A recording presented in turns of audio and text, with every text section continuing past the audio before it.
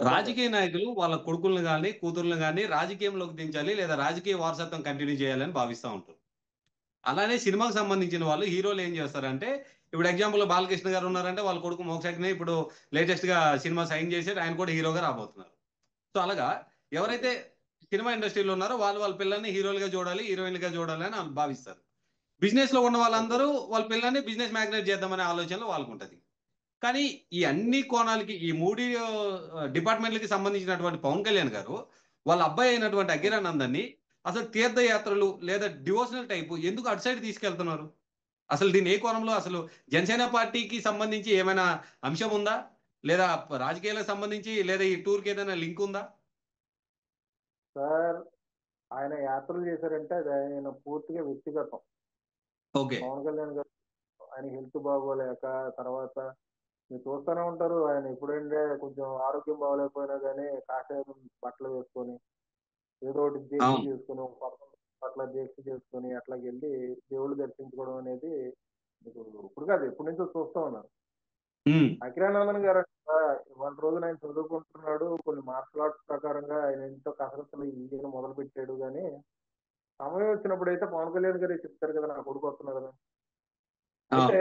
ఇక్కడ వాస్తవం అయితే రాజకీయంగా సినిమా ప్రకారంగా ఆయన్ని ఇంట్రడ్యూస్ చేయొచ్చేమో నాకు తెలీదు గానీ, నువ్వు పూర్తిగా రాజకీయ ప్రకారంగా మాట్లాడాలంటే గనక హ్మ్. ఇప్పుడప్పుడే పవన్ కళ్యాణ్ గారు ఎప్పుడూ కూడా వారసత్వ రాజకీయాలకి అసలు ఆయన అంగీకరించరు. అవును.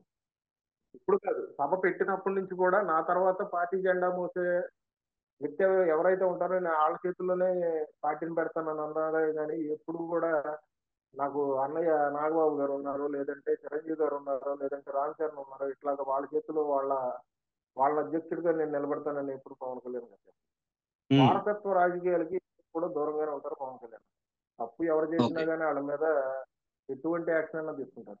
అగ్రనందన్ గారి గురించి అంటారా? ఆయన ఏంటంటే చదువుకుంటున్నాడు. చిన్నోడు కాబట్టి ఇవాళ రోజున అది మొన్న చేసిన క తమిళనాడు ఇదంతా కూడా ఆళ్ళ వ్యక్తిగతం కాబట్టి పక్కన అవును. తీసుకెళ్లారు. ఏదైతే ఈ 11 రోజులు తీర్థయాత్రలు చేశారో, అందులో అన్నిట్లో కూడా పవన్ కళ్యాణ్ గారి కంటే ఎక్కువ మన తెలుగు రాష్ట్రాల్లో ప్రస్తావిస్తుంది అఖిరానందన్ గారి గురించి. సో, దీన్ని ఏ కోణంలో చూడొచ్చనేదే అంశం కింద. ఏంటంటే కెమెరా ప్రకారంగా ప్రతి ఒక్కళ్ళ చేతిలో మొబైల్ ఉంది సార్. ఇవాళ రోజున పవన్ కళ్యాణ్ గారు ఎప్పుడు ఫోకస్‌తో ఉండే మనిషే.